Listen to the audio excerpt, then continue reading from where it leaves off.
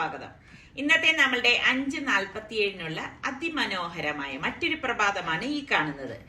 എന്നും നമ്മൾ അതിരാവിലെ എഴുന്നേറ്റ് പ്രാർത്ഥനയോടെ ദിവസം ആരംഭിക്കുകയാണെങ്കിൽ പ്രത്യേകിച്ച് മനസ്സിന് എന്തോ ഒരു സുഖമാണെന്നറിയോ. നമ്മൾ ഈ 8-9 മണി വരെ ഒന്നും കിടന്നുറങ്ങാതെ വെളുപ്പിനെ തന്നെ എഴുന്നേക്കാൻ നോക്കണം. അതിന്റെ ആ ഒരു മനസ്സുഖവും നമ്മളുടെ ആ ഒരു ഐശ്വര്യം വീടിന് ഒക്കെ ഒരു പ്രത്യേക ഐശ്വര്യം നമുക്ക് കിട്ടും എന്നാണ് ഞാൻ വിശ്വസിക്കുന്നത്. അപ്പൊ ഞാൻ എൻ്റെ മക്കളെയും അങ്ങനെ തന്നെ ചെറുപ്പത്തിലേ പഠിപ്പിച്ചു കൊണ്ടുവന്നു. പക്ഷെ മുതിർന്ന ശേഷം ഇപ്പം നമ്മളുടെ കൺവെട്ടത്ത് അവരൊക്കെ അതൊക്കെ ചെയ്യുന്നുണ്ട്. അപ്പം മാറിയിട്ട് അവര് ഇതൊക്കെ പ്രവർത്തിക്കുന്നുണ്ടോ എന്നുള്ള കാര്യം എനിക്കറിയത്തില്ല. പക്ഷെ ഞാൻ നിർബന്ധമായിട്ട് ഇവിടെ ഞാൻ നിസ്സാർഗയും പറയും, രാവിലെ സുബൈക്ക് എഴുന്നേക്കുന്ന ടൈമിന് തന്നെ ഞങ്ങളെ വിളിക്കണം, നിസ്കാരം ഓതലും കഴിഞ്ഞിട്ട് ഞങ്ങളെ വിളിക്കണം എന്നൊക്കെ പറയുന്നുണ്ട്. ഇപ്പൊ നമുക്ക് നല്ല കാര്യങ്ങൾ മക്കളെ പഠിപ്പിച്ചു കൊടുക്കാൻ മാത്രമല്ലേ പറ്റത്തുള്ളൂ. പിന്നെ അവര് ഒരു ഏജ് ആവുമ്പോഴേക്ക് ഇപ്പോഴില്ലെങ്കിലും പിന്നെ അവരുടെ മനസ്സിൽ അത് കിടന്നിട്ട് തുടരും. അപ്പൊ അത് തന്നെ ആയിരിക്കണം എല്ലാ മക്കളും ചെയ്യേണ്ടത്. എന്റെ ഈ ഒരു അഭിപ്രായത്തോട് യോജിക്കുന്നവരും വിയോജിക്കുന്നവരും ഉണ്ടാകാം. എന്താ അവിടെ ഇരിക്കുന്നു? തണുപ്പില്ലേ?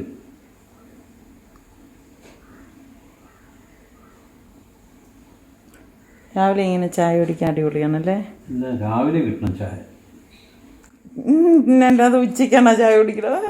രാവിലെ അതായത് എഴുന്നേറ്റ് ഇവിടെ എഴുന്നേറ്റ് ഉടൻ എന്ന് പറഞ്ഞ ബെഡ് കോഫി അങ്ങനെ ഇല്ല. പല്ലിക്കാതെ ചായ കുടിക്കണം ഒരു പരിപാടി ഇല്ല.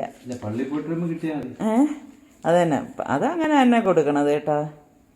പക്ഷെ അത് എനിക്ക് അങ്ങനെ സമയമൊന്നുമില്ല. ഉച്ചയ്ക്ക് വന്നാലും ഞാൻ കല്യാണം കഴിഞ്ഞ സമയത്ത് ഏറ്റവും കൂടുതൽ ചായ കുടിക്കുന്ന ആളിനെ എൻ്റെ ജീവിതത്തിൽ ഞാൻ കണ്ടിട്ടില്ലായിരുന്നു. കാരണം അതുവരെ നമ്മുടെ വീട്ടിലൊക്കെ 2 ചായ കുടിക്കും, രാവിലെ അല്ലെങ്കിൽ വൈകുന്നേരം. അല്ലെങ്കിലല്ല, രാവിലെ ഒരു ചായ വൈകിട്ടൊരു ചായ. പക്ഷെ നിസ്സാറിക്ക് ഇങ്ങനെ അരമണിക്കൂർ ഇടവിട്ട് 1 ഗ്ലാസ് അല്ലെങ്കിൽ 1/4 ഗ്ലാസ് ചായ മതി. അങ്ങനെ കുടിച്ചുകൊണ്ടിരുന്ന ആളിനെയാണ് കുറപ്പിച്ച് ഇപ്പം 2 നേരം ആക്കി കൊണ്ടുവന്നത് അല്ലേ? എന്താണ് ആ ചായ കുടിയിലുള്ള രഹസ്യം? ഒരു ചൂട് വായിലിങ്ങനെ എപ്പോഴും ടേസ്റ്റാണ്. തേയിലയാണ് ഇമ്പോർട്ടന്റ്. തേയിലാണ് ഇരിക്കുന്നത്. അത് ശരിയാണ്. ഇപ്പൊ ചായം കട്ടി എനിക്ക് ഏറ്റവും ഇഷ്ടം. എൻ്റെ അടുത്ത് പറയും ഇപ്പൊ പാൽ ചായ ഇടരുത്, സുലൈമാനി എടുക്കാം. പക്ഷെ എനിക്കാണെങ്കിൽ പാൽ ചായയാണ് ഇഷ്ടം കേട്ടോ. നിസാർക്കൊക്കെ ഇപ്പൊ ഇഷ്ടമല്ല പാൽ ചായ. കുഴപ്പമില്ല, കുടിക്കും. നമ്മളില് ഇഷ്ടംമാതിരി ആൾക്കാരുണ്ടാവും അല്ലേ, ചായപ്രിയന്മാര്. പിന്നെ ഒന്ന് കുത്തിക്കേ താഴെ കൈപൊക്കിക്കെന്ന് പറയുന്നത്. ഇന്ന് ഞാൻ രാവിലെ തന്നെ ഒരു വെറൈറ്റി ദോശയാണ് തയ്യാറാക്കിയത്. അപ്പൊ ഇതിന്റെ റെസിപ്പി ഞാൻ നമ്മളുടെ സലു സിമ്പിൾ റെസിപ്പീസിൽ പോസ്റ്റ് ചെയ്തിട്ടുണ്ട്. അപ്പൊ നിങ്ങൾ കാണാത്തവരുണ്ടെങ്കിൽ ഒന്ന് കണ്ടു നോക്കുക കേട്ടോ. അപ്പം ഇപ്പം വെറൈറ്റി ആയിട്ടുള്ള ഒരുപാട് ദോശകളാണ് ഞാൻ തയ്യാറാക്കിക്കൊണ്ടിരിക്കുന്നത്. അപ്പം ഒരുപാട് പേര് ഇത് അറിയാത്തവരുണ്ട്. അപ്പം നമ്മളുടെ ചാനലിൽ ഒന്ന് കയറി നോക്കിയിട്ട് മാക്സിമം നിങ്ങൾ സപ്പോർട്ട് ചെയ്ത് നിങ്ങളുടെ ഫ്രണ്ട്സിനൊക്കെ ഇതിന്റെ ലിങ്ക് ഒന്ന് ഷെയർ ചെയ്ത് കൊടുക്കണേ. അങ്ങനെ നമ്മൾ ബ്രേക്ക്ഫാസ്റ്റ് ഒക്കെ കഴിഞ്ഞ് വരാന്തയിൽ ഇരിക്കുമ്പോൾ തേക്കുന്ന ആൾ ഇതുവഴി പോയി. അപ്പൊ ഇപ്പൊ ഇടയ്ക്കൊക്കെ മഴയായത് കാരണം മറ്റേ ഞാൻ ഇന്ദിരാനാറിൽ കൊണ്ടുപോയിട്ടാണ് കൊടുക്കണത്. അപ്പൊ ഇപ്പൊ പെട്ടെന്ന് ഇങ്ങനെ ആളിനെ കണ്ടപ്പോഴേക്ക് ഞാൻ എൻ്റെ കുറച്ച് ഡ്രസ്സ് ഇവിടെ ഉണ്ടായിരുന്നു തേക്കാനായിട്ട്. അങ്ങനെ ഇപ്പൊ ഞാൻ പറഞ്ഞു എനിക്ക് പിന്നെ ഇവിടെ കുറച്ച് ഡ്രസ്സ് ഉണ്ട് തേക്കാൻ. അപ്പൊ നമുക്ക് കാണാൻ ചെയ്യല്ലോ. ഇപ്പൊ നമ്മൾ ഒറ്റയ്ക്കാണെന്ന് കരുതിയിട്ട് ഇങ്ങനെ ചടഞ്ഞു മൂടി ഇരിക്കേണ്ട കാര്യമൊന്നുമില്ല കേട്ടോ. ആരായാലും ഞാൻ പറയാണ്, അപ്പൊ ഞാൻ എപ്പോഴും പറയുന്ന പോലെ നല്ല നല്ല ആക്ടിവിറ്റീസിലൊക്കെ ഏർപ്പെടുക. നമുക്ക് എന്തൊക്കെയാണോ ഇൻട്രസ്റ്റ് ആ കാര്യങ്ങൾ ചെയ്യുക. അല്ലാതെ വെറുതെ നമ്മൾ ഫോൺ വിളിച്ചും പിന്നെ അപ്പുറത്തിപ്പുറത്തെ വിശേഷങ്ങൾ പറഞ്ഞും സമയം കളഞ്ഞ് നമ്മളുടെ ആ ഒരു എനർജി നമ്മൾ വേസ്റ്റ് ചെയ്യാതെ നമുക്ക് എന്തൊക്കെ നല്ല കാര്യങ്ങൾ നമ്മളിലേക്ക് കൊണ്ടുവരാൻ പറ്റും അങ്ങനെയുള്ള നല്ല കാര്യങ്ങളിലേക്ക് നമ്മൾ ഏർപ്പെടുക. ഇതൊക്കെയാണ് ഞാൻ എൻ്റെ ഒരു ഇപ്പോഴത്തെ ജീവിതാനുഭവം കൊണ്ട് ഞാൻ പഠിച്ചു വരുന്ന ഓരോരോ കാര്യങ്ങൾ. അപ്പൊ എനിക്ക് തോന്നുന്ന ചില കാര്യങ്ങൾ ഞാൻ നിങ്ങളിലേക്കൊന്ന് ഷെയർ ചെയ്യുന്നതേ ഉള്ളൂ. അപ്പൊ ഞാൻ കഥയൊക്കെ പറഞ്ഞു വന്നപ്പോഴേക്ക് ആള് തേച്ച് കഴിഞ്ഞതാ പോവാണ്. അപ്പൊ എനിക്ക് കുറച്ച് ക്രാബ് ഫ്രഷ് ആയിട്ട് കിട്ടിയിട്ടുണ്ട്. അപ്പൊ ഞാൻ അത് വൃത്തിയാക്കി കഴുകി എടുത്ത് വെച്ചിരിക്കുകയാണ്. അപ്പൊ ഇത് വൃത്തിയാക്കുക എന്ന് പറഞ്ഞാൽ വളരെ എളുപ്പ എളുപ്പമുള്ള ഒരു സംഭവമാണ് കേട്ടോ. ഞാൻ ഇതിന് മുൻപൊക്കെ കാണിച്ചത് കൊണ്ടാണ് പിന്നെ എപ്പോഴും നമ്മൾ അത് കാണിക്കുന്നത് മോശമല്ലേ, അതുകൊണ്ടാണ് ഞാൻ കാണിക്കാത്തത് കേട്ടോ. അപ്പൊ ഞാൻ എന്റെ പുതിയ അമ്മിക്കല്ല് ഞാനൊന്ന് കഴുകിയെടുക്കാണ്. അപ്പൊ ഇന്നൊരു വെറൈറ്റി ആയിട്ട് ക്രാബ് റോസ്റ്റ് ഉണ്ടാക്കാന്ന് കരുതി. എപ്പോഴും നമ്മൾ ഒരേപോലെയൊക്കെ അല്ലേ ഉണ്ടാക്കുന്നത്, എന്തിനായാലും ഒരു വ്യത്യസ്തതയൊക്കെ വേണ്ടേ. ഇപ്പൊ കണ്ടോണ്ടിരിക്കുന്ന നിങ്ങൾക്കാണെങ്കിലും പുതിയ രീതിയിൽ ഉണ്ടാക്കി കഴിക്കാനാണെങ്കിലും ഒക്കെ അപ്പൊ ഞാൻ വിചാരിച്ചു ഇന്ന് വേറിട്ട ഒരു റോസ്റ്റിന് ആയിക്കോട്ടെ എന്ന്.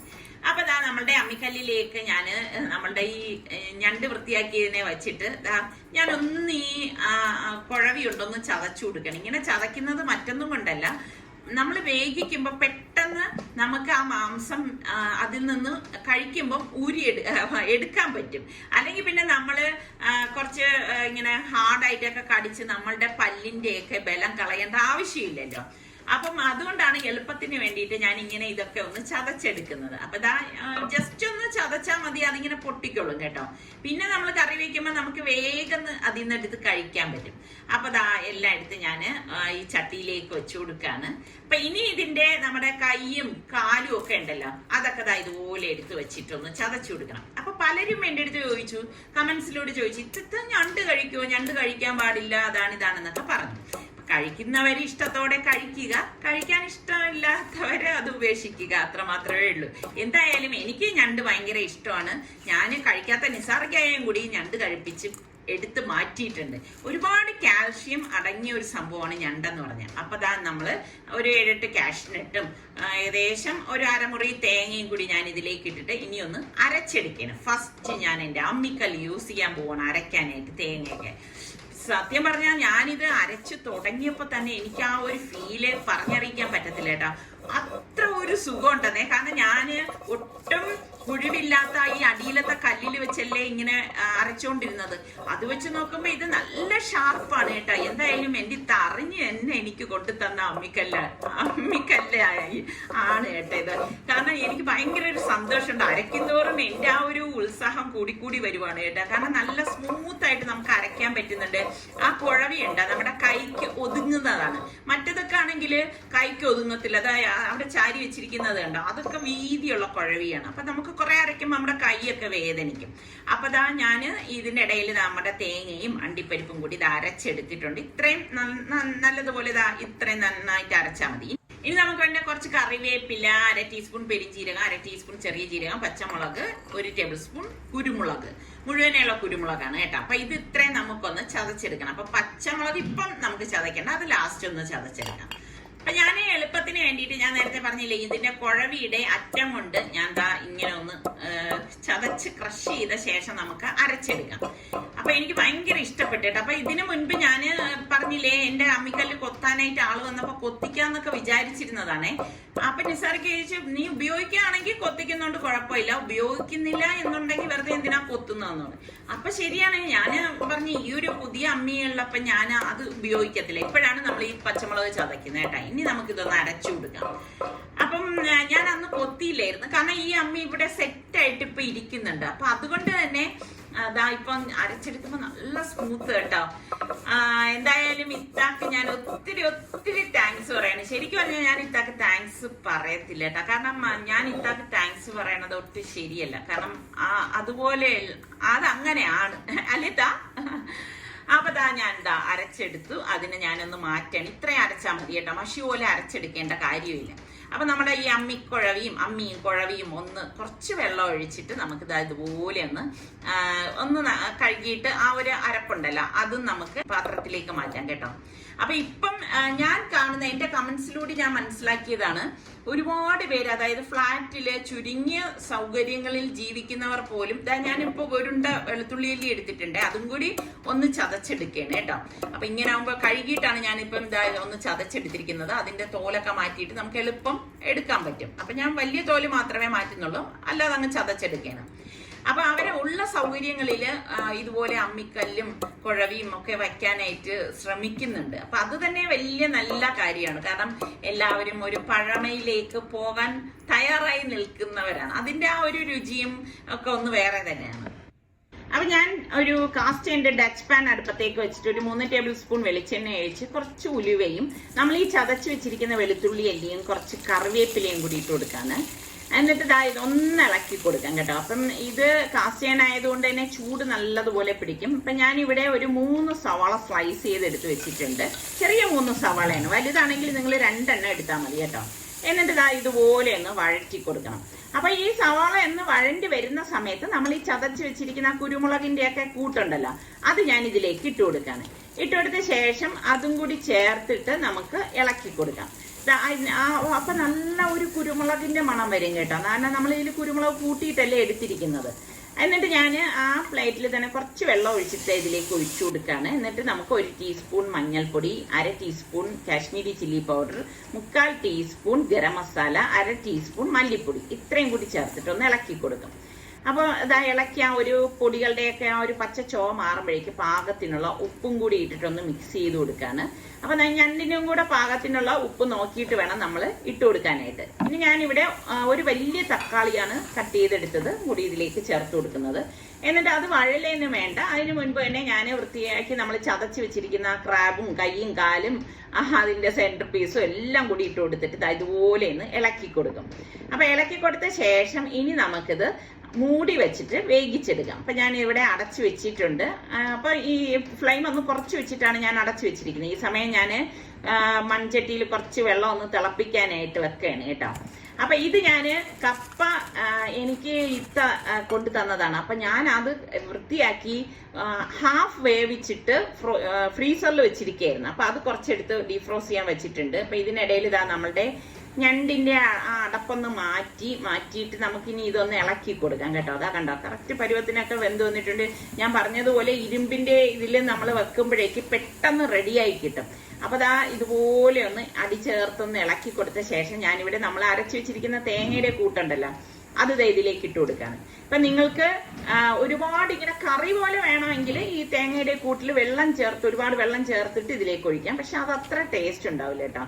ഞാൻ ഇതിപ്പം ഏകദേശം 1 കപ്പ് തിളച്ച വെള്ളമാണ് ഞാൻ ഇതിലേക്ക് ഒഴിച്ചു കൊടുത്തിരിക്കുന്നത്. ഇതാ കണ്ട, ഇത്രയേ ഉള്ളൂ. എന്നിട്ട് ഇതുപോലെ ഒന്ന് ഇളക്കി കൊടുക്കാം.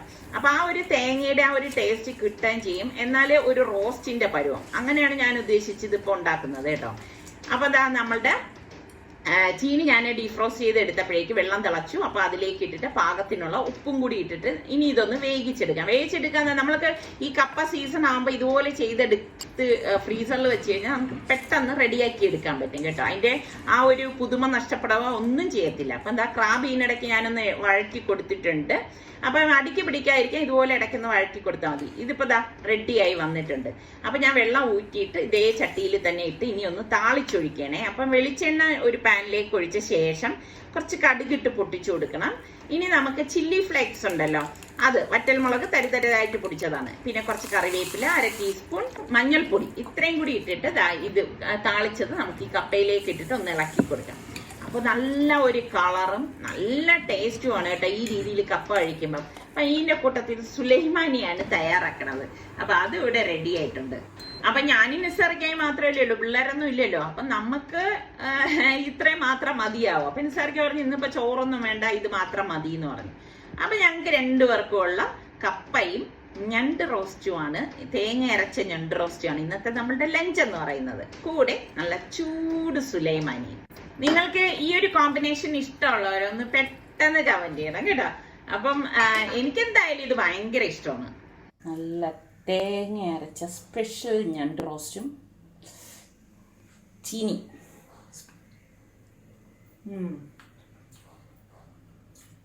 അടിപൊളി ടേസ്റ്റ് കേട്ടോ.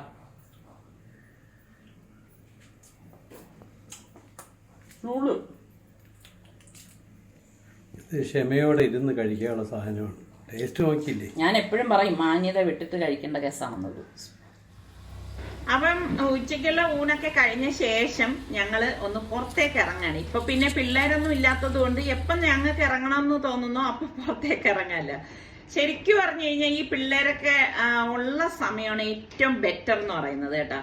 ഞാൻ എപ്പോഴും പറയും മക്കളൊക്കെ ഉള്ളത് ആസ്വദിച്ച് തന്നെ നമ്മൾ കുഞ്ഞിലേ മക്കളെ വളർത്തണം. അങ്ങനെ ഒരു വ്യക്തി തന്നെ ആയിരുന്നു ഞാൻ കേട്ടോ. ഓരോ നിമിഷവും ഞാൻ മക്കൾക്കൊപ്പം ആസ്വദിച്ച് തന്നെയാണ് അവരെ വളർത്തിയിരുന്നത്. അപ്പൊ എനിക്ക് 1-2 സാധനം വാങ്ങിക്കുന്ന കൂട്ടത്തിൽ ഇതുപോലത്തെ വലിയ പാത്രം വാങ്ങിക്കണമായിരുന്നു. കാരണം കുറച്ച് ക്വാണ്ടിറ്റി ആയിട്ട് നമുക്ക് ഭക്ഷണമൊക്കെ ഉണ്ടാക്കണമെങ്കിൽ എൻ്റെ ഇത്ര വലിയൊരു പാത്രമൊന്നും ഇല്ല. വലിയ കുക്കാണെന്നൊന്നും പറഞ്ഞിട്ട് കാര്യമില്ല. അപ്പൊ ഞാൻ വിചാരിച്ചു ഇതുപോലത്തെ 1-2 പാത്രങ്ങൾ വാങ്ങി വെക്കാം, എന്തെങ്കിലും ആവശ്യങ്ങൾ വന്നു കഴിഞ്ഞാൽ നമുക്ക് ഉണ്ടാക്കണമല്ലോ. അങ്ങനെ ഇപ്പൊ എന്താ അലുമിനിയത്തിന്റെ പാത്രമാണ് കേട്ടോ വാങ്ങിയിരിക്കുന്നത്. കാരണം വലുതില് നമുക്ക് ഈ ഒരു ഇങ്ങനെ മാത്രമേ കിട്ടത്തുള്ളൂ. അതിൽ നല്ല ക്വാളിറ്റി നോക്കി തന്നെയാണ് വാങ്ങിയത്. അങ്ങനെ ഇപ്പം അതൊക്കെ വാങ്ങിയിട്ടുണ്ട്. അപ്പൊ ഞാൻ നേരത്തെ പറഞ്ഞത് നമ്മൾ മക്കളെ വളർത്തുന്നതിനെ കുറിച്ചുള്ള കാര്യമാണല്ലോ. അപ്പൊ ചെറുതായിരിക്കുമ്പോ ഞാൻ വിചാരിച്ചു സൽമാനും റിസ്വാനും തമ്മിൽ നല്ല വയസ്സിന്റെ അന്തരമുണ്ട് കേട്ടോ. പക്ഷെ അപ്പൊ നമ്മൾ വിചാരിച്ച ഒരാൾ പോയി കഴിഞ്ഞാലും അടുത്ത ആൾ കുറെ നാൾ നമ്മൾക്കൊപ്പം ഒക്കെ ഉണ്ടാവുമല്ലോ എന്ന്. പക്ഷെ അങ്ങനെ അല്ല കേട്ടോ. കുട്ടികളൊക്കെ പെട്ടെന്ന് വളരും, പെട്ടെന്ന് ഓരോ സ്ഥലങ്ങളിലേക്കൊക്കെ എത്തിപ്പെടും. അപ്പം നമ്മൾ വിചാരിച്ചിരിക്കുന്നതിനേക്കാളും പെട്ടെന്ന് അവരൊക്കെ നമ്മളെ അടുത്തുനിന്ന് അവരുടെ ഓരോ പഠിത്തത്തിനായിട്ടും മറ്റും അവര് മാറി താമസിക്കേണ്ടതായിട്ടും വരും. അപ്പൊ വരുന്ന വഴിയിൽ എനിക്ക് പ്ലംസ് കണ്ടപ്പോ ഇഷ്ടപ്പെട്ടു. അത് കണ്ടപ്പോ ഞാൻ സർക്കാരത്ത് പറഞ്ഞ് എനിക്ക് വാങ്ങിത്തരാം. അങ്ങനെ അത് വാങ്ങിയതാണ്. അപ്പൊ ഇപ്പൊ നമ്മള് ഇനിയിപ്പം വേറെ കറങ്ങാനൊന്നുമില്ല, നേരെ ഇനിയിപ്പം വീട്ടിലേക്ക് തന്നെയാണ് പോണത്. അതൊക്കെ ഇരിക്കട്ടെ. പിന്നെ ഒരു കാര്യം, നമ്മളുടെ ഈ ചാനൽ കണ്ടോണ്ടിരിക്കുന്നവരില് സബ്സ്ക്രൈബ് ചെയ്യാതെ കാണുന്ന എത്ര പേരുണ്ട്? അപ്പൊ നിങ്ങൾ കണ്ടോണ്ടിരിക്കുമ്പോ നിങ്ങൾക്ക് നമ്മളുടെ ചാനൽ ഇഷ്ടപ്പെടുകയാണെങ്കിൽ നിങ്ങൾ സബ്സ്ക്രൈബ് ചെയ്യുകയും ആ ബെല്ലൈക്കൺ കൂടി ഒന്ന് പ്രസ് ചെയ്യണം. അപ്പൊ അതിൽ ഓൾ എന്നൊരു ഓപ്ഷൻ കാണും, അതും കൂടി ക്ലിക്ക് ചെയ്താൽ മാത്രമേ ഞങ്ങൾ ഈ വീഡിയോസ് ഒക്കെ പോസ്റ്റ് ചെയ്യുന്ന സമയം നിങ്ങൾക്ക് നോട്ടിഫിക്കേഷൻ കിട്ടുകയുള്ളൂ. അതുപോലെ തന്നെ നിങ്ങൾക്ക് ഇപ്പൊ നമ്മളുടെ ചാനൽ ഇഷ്ടപ്പെടുകയാണെങ്കിൽ നിങ്ങളുടെ ഫ്രണ്ട്സിനൊക്കെ ഇതിന്റെ ലിങ്ക് ഒക്കെ ഒന്ന് ഷെയർ ചെയ്ത് കൊടുക്കണേ. പിന്നെ ഞാൻ പറഞ്ഞതിൽ എന്തെങ്കിലുമൊക്കെ നിങ്ങൾക്ക് അഭിപ്രായങ്ങൾ ഉണ്ടെങ്കിൽ തീർച്ചയായിട്ടും കമന്റ് ചെയ്യുക. കാരണം നിങ്ങളുടെ കമന്റ്സ് ആണ് ഇപ്പൊ എന്റെ ഏറ്റവും പ്രിയപ്പെട്ടതെന്ന് പറയുന്നത്. കുറച്ച് തിരക്ക് കാരണം കുറെ പേർക്കൊന്നും എനിക്ക് മറുപടി തരാൻ സാധിച്ചിട്ടില്ല. ഇനിയിപ്പോ എന്തായാലും ഇൻഷാല്ലാ ഞാൻ നിങ്ങൾക്ക് എല്ലാവർക്കും റിപ്ലൈ തരുന്നതാണ്. അപ്പൊ ഇനി നമുക്ക് അടുത്ത നല്ല റെസിപ്പിയോ വ്ളോഗായിട്ടൊക്കെ കാണാം. അതുവരയ്ക്കും എല്ലാവർക്കും ബൈ.